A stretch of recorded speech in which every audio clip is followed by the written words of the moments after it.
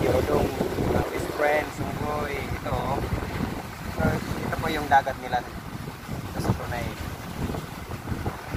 Lagyan ng mga malalaking bato para yung alon hindi na ano, mga malalaking bato. Yan. Hindi dyan talaga yan na lagay para yung, tingnan mo yung alon, oh.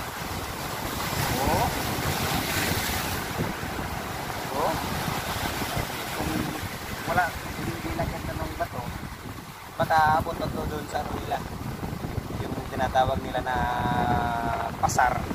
Sa atin yan, merkado, palengke. Yun o, tingnan mo yung alon,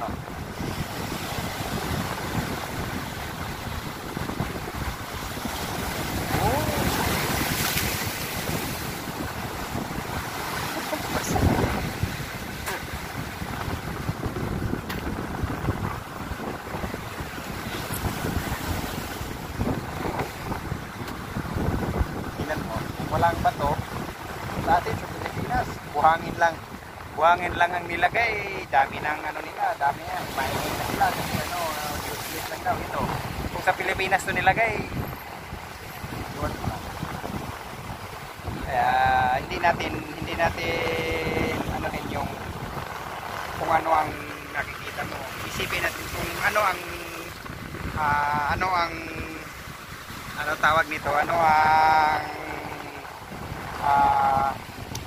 maging resulta ba o maganda ba o hindi. Ito, laki ng mga bato dito dito talagang sinadya to na ilagay dito para lang sa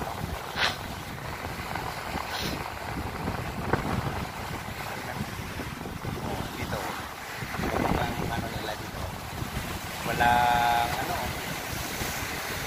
mga mapartingan ka ng mga sasakyan kasi sa atin to na hindi ka basta makapark ng